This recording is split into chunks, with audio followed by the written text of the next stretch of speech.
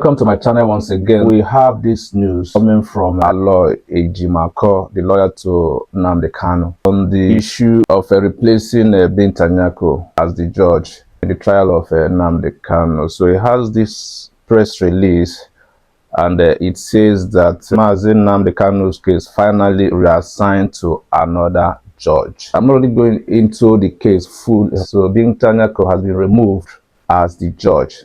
So we now have a new judge. It's quite surprising what really happened, because the legal case in the north, we are hell-bent, in holding this man forever in DSS custody, because anything that will challenge their stranglehold on Nigeria, okay, will be fought with an nail. So, but in this case, times are changing, and probably people will be asking, why so sudden change of heart? And it's not far-fetched. Between 2023, when Tinubu took over, and now, a lot of things have been happening.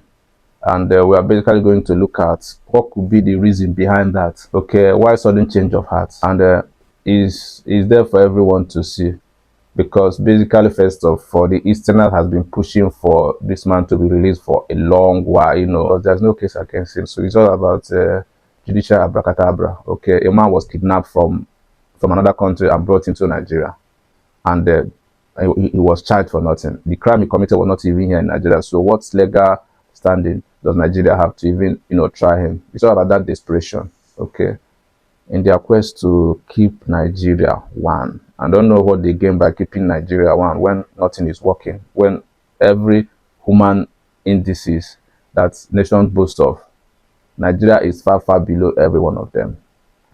And when you want them to restructure Nigeria to make it functional, to make it habitable for its citizens, they tend to fight back, because basically they know that they will lose. Okay, a functional Nigeria for the oligarchies means a Nigeria that they will not be in charge of. So that's what they are fighting for. So the letter says, yesterday, before the legal team conducted our routine visitation to Mazin Nnamdi Kanu, we received 2 separate official letters regarding his case. The letters were momentous and somewhat pyrrhic. One letter was from the Honorable Chief Justice of Nigeria. So the letter, let me not bore you people with the whole this, but it basically was talking about reassigning his case to a different judge.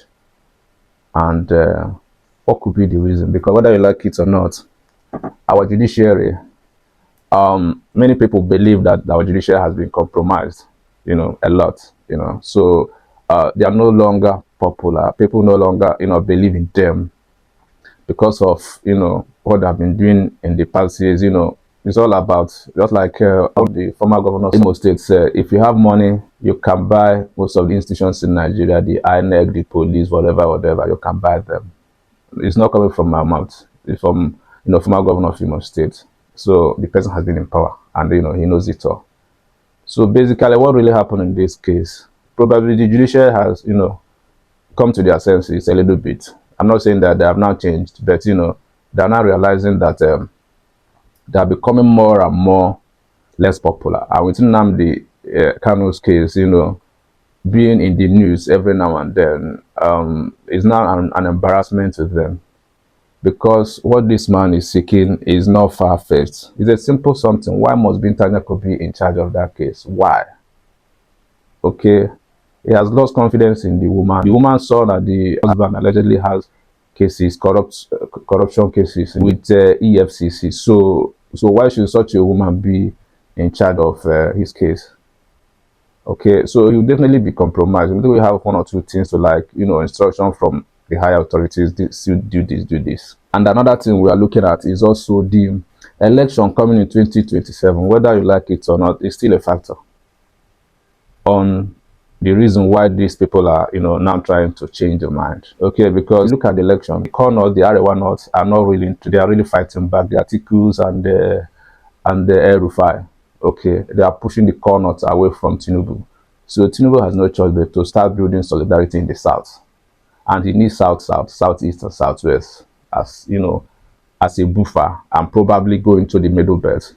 So he needs that southeastern vote, and he knows that Nnamdi Kanu is quite popular down here. So he might try as much as he can to see that the case is settled before the election, so that he can, buy some individuals in Nigeria, so that he can have that moral right to come over here and say that I release your son, I do this for you, so I expect you guys to back me up against these guys from the corner. So basically, the reason could be that Tinubu also wants to have a solidarity, southern solidarity against the corner, because the Arewa North, when I mean the core North, may not be interested in voting for Tinubu because of what has been going on, since the inception of his administration. So Tinubu might use the judiciary to release Nnamdi Kanu, or to make the case become more lively again. Give ground for Nnamdi Kanu to be tried, and also buy the votes of Easterners. That could be one of the reasons. And also another reason could also be Trump is now in power. So basically, whether you believe it or not, Trump might not be the African person. He may not be interested in what is happening in Africa, but his men, the people that helped him to win the election, that is the evangelicals and the Catholic rights, and all those right-leaning organizations in America, are always there to fight for Christian rights. Yeah, so they believe that there are too many injustices against Christians in Nigeria. Exactly, they say it every now and then about injustices being meted to Christians in Nigeria. So if you listen to Arise Television the other day, one American human rights activist who happens to be a pastor was also talking about Samuel Jackson's case.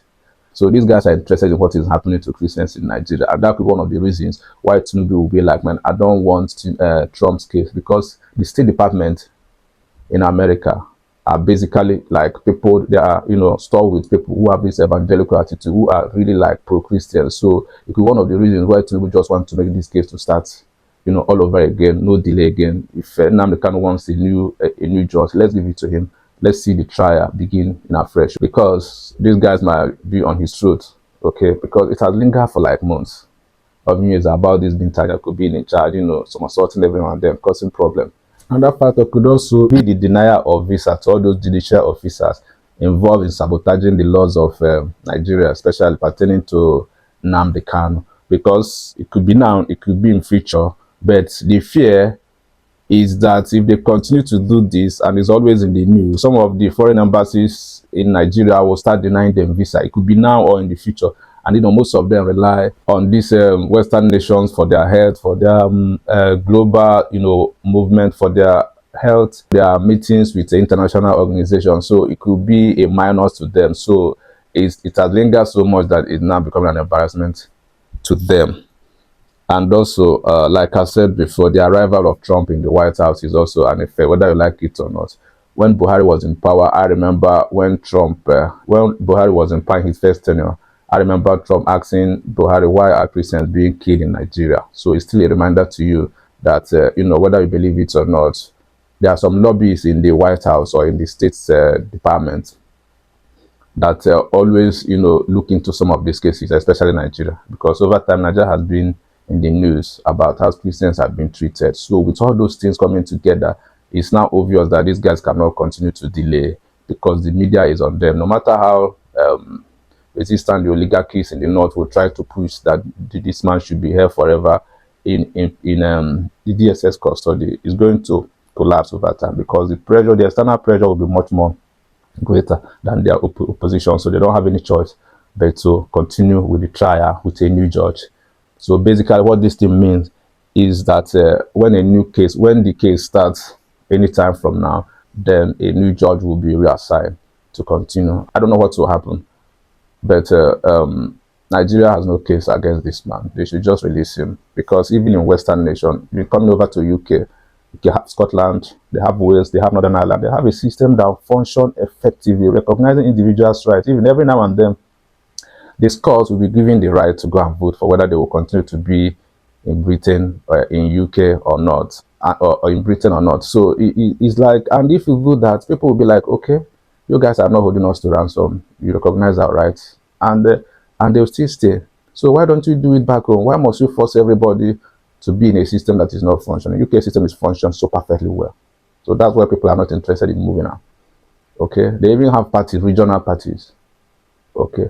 But in Nigeria, they want to force everybody to be one, to be one, and where the system is not working, you still want people to be one. No, people will be like, no, we want a different country, we want a different region to run our life, to make our life better. So basically, it's all about the election. It's all about the Trump effect. It's all about the bad image that the judicial has created for itself. So it's not trying to manage it. And also, it's all about the denial of visa. Probably most of them are so scared that they might end up, getting the rights of the Western nation because of the corrupt judicial system that we have, that always want to, change rule midway. They have different law for how to apply the laws for individual, depending where you're coming from. Okay, the laws is meant for everybody, and everybody should be equal before the law. You don't apply law differently because of where the person is coming from, or the color of the person, or the religion of the person. The law should be fair to everybody, and that's what it should be. And that's how a nation should be run. A nation should run on the basis of ethnicity or religion. When you run a nation like that, I bet you what you're doing is that you are inviting anarchy. You are inviting a system that over time will no longer withhold the pressure, because people will continue to demand for their rights. And if their right is not given, then it becomes a problem for the system to function effectively.